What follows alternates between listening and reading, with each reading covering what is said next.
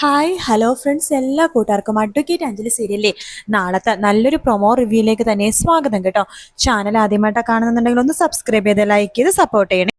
അങ്ങനെ നമ്മുടെ അനുപമ ആ മഹാസത്യം മനസ്സിലാക്കിയിരിക്കുകയാണ്. അർജുൻ്റെയും അഞ്ജലിയുടെയും വിവാഹം കഴിഞ്ഞു എന്നുള്ള സത്യം. പക്ഷെ അത് ആർക്കെങ്കിലും പറഞ്ഞാൽ ശരിയാവില്ല. എടുത്തു ചാടി എല്ലാവരും അറിയിക്കേണ്ട കാര്യമല്ലേ ഇത്. വളരെ ആലോചിച്ച് തീരുമാനിച്ച് മുന്നോട്ട് പോകേണ്ട ഒരു വിഷയമാണ്. അല്ലാന്നുണ്ടെങ്കിൽ ചിലപ്പോ അവള് വലത് കാല് വെച്ച് ഈ വീട്ടിലെ മരുമകളായിട്ട് കയറി വന്ന പിന്നെ അതോടെ തീർന്നു. ചെറുപ്പം മുതൽ അവളെ ഞാൻ ഒരു ശല്യമായിട്ടാണ് കണ്ടത്.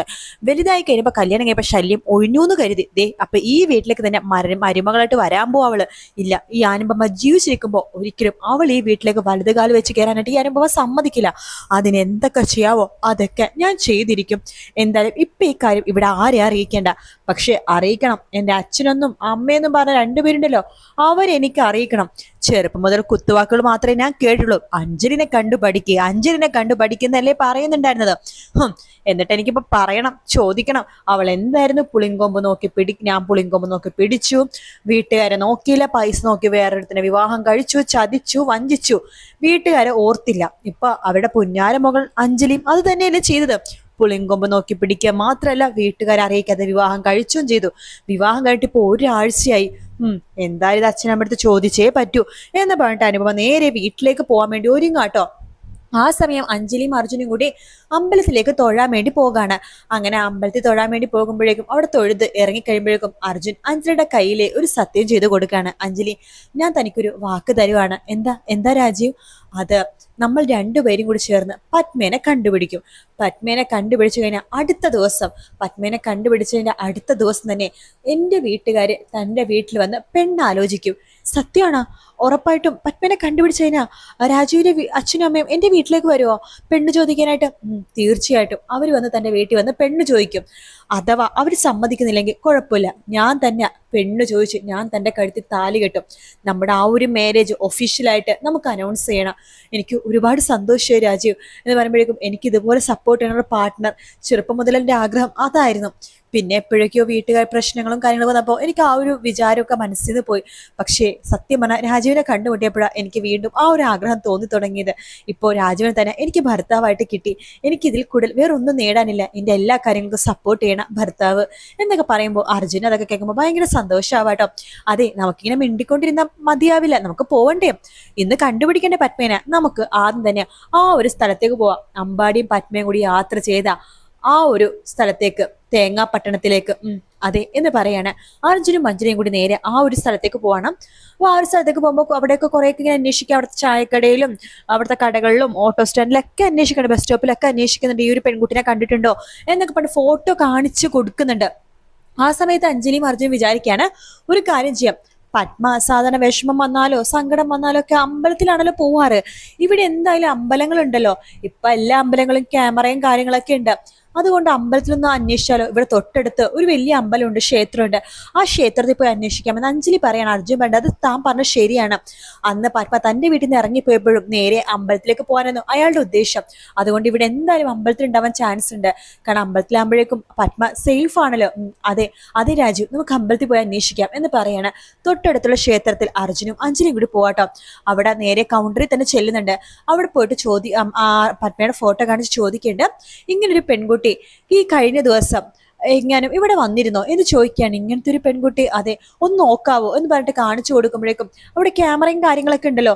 ആ ക്യാമറയിൽ ആ പറഞ്ഞ സമയവും ഡേറ്റ് ഒക്കെ വെച്ച് നോക്കുമ്പോഴേക്കും അവർ ക്യാമറയിൽ കാര്യങ്ങളൊക്കെ നോക്കുന്നുണ്ട്.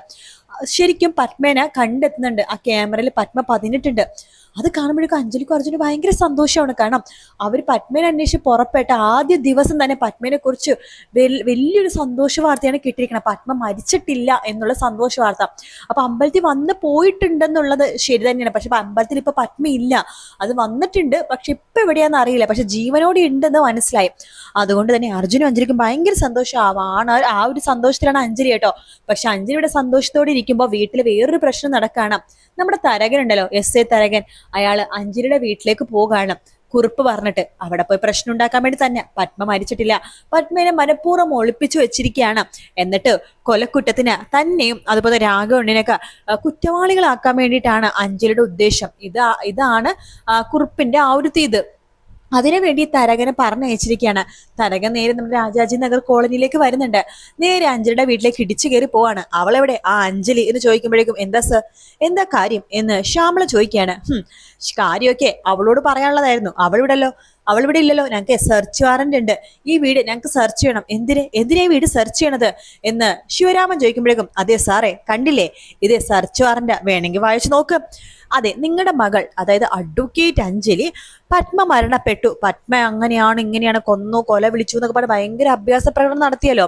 ഇപ്പൊ എല്ലാവർക്കും ഒരു കാര്യം മനസ്സിലായി, പത്മ മരിച്ചിട്ടില്ല. നിങ്ങളുടെ മകൾ അഞ്ജലി മനഃപൂർവ്വം പത്മേനെ ഒളിപ്പിച്ചിരിക്കുകയാണ്. ഇവിടെ എവിടെയോ ഒളിപ്പിച്ചിട്ടുണ്ട്. എന്നിട്ട് അവള് മരിച്ചു എന്ന് പറഞ്ഞിട്ട് ഒരു കേസ് ഉണ്ടാക്കി ആ കേസിൽ പെടുത്താൻ വേണ്ടി നോക്കാണ് വലിയ വലിയ ആൾക്കാരെ, അതായത് രാഘവനുണ്ണിനെ, കുറുപ്പ്, അതായത് വിശ്വനാഥൻ കുറുപ്പിനെയൊക്കെ അതിലേക്ക് പെടുത്താൻ വേണ്ടി നോക്കാണ്. അതല്ലേ നിങ്ങളുടെ മകളുടെ ഉദ്ദേശം? കേസ് ജയിക്കാൻ വേണ്ടി നിങ്ങളുടെ മകൾ ഇതല്ല, ഇതിനപ്പുറവും പോകുമെന്ന് ഞങ്ങൾക്ക് മനസ്സിലായി. അതുകൊണ്ട് കോൺസ്റ്റബിൾ എല്ലാവരും വാ, അവരുടെ കുളിമുറി, ബാത്റൂം, കട്ടിലടിയിൽ, അവിടെ ഇവിടെ എവിടെയാണ് പോയി സെർച്ച് ചെയ്യും. പത്മ എവിടെ ഉണ്ടെങ്കിലും കണ്ടുപിടിച്ചിരിക്കണം പറഞ്ഞിട്ട് അവിടെ ഭയങ്കര അഞ്ജലിയുടെ വീട്ടിൽ കയറി എല്ലാ സാധനവും വലിച്ചു പറിച്ച് നിലത്തേക്ക് ഇട്ടിട്ട് അവിടെ, അതായത് വെറുതെ ആ വീടൊന്ന് കുളമാക്കണം. പിന്നെ എല്ലായിടത്തും പറഞ്ഞ് നടക്കണം. അതായത് അഞ്ജലി ഇങ്ങനെ പത്മനെ ഒളിപ്പിച്ചിട്ട് വെറുതെ കൊലക്കുറ്റവും മറ്റുള്ളവരുടെ തലയിൽ എടുത്തു വെക്കാൻ വേണ്ടി നോക്കിയതാണ് എന്നൊക്കെ പറഞ്ഞ് വെറുതെ ഒരു കഥ ഉണ്ടാക്കുക. അതാണ് ഈ ഉദ്ദേശം.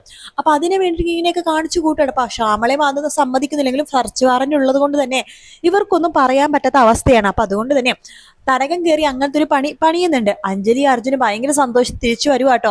കാരണം വേറൊന്നും ഈ ഒരു സന്തോഷ വാർത്ത എനിക്ക് ഇത്രയും പെട്ടെന്ന് വീട്ടിൽ അറിയിക്കണം. അതാണ് അഞ്ജലിയുടെ ആ ഒരു വലിയൊരു കാര്യം.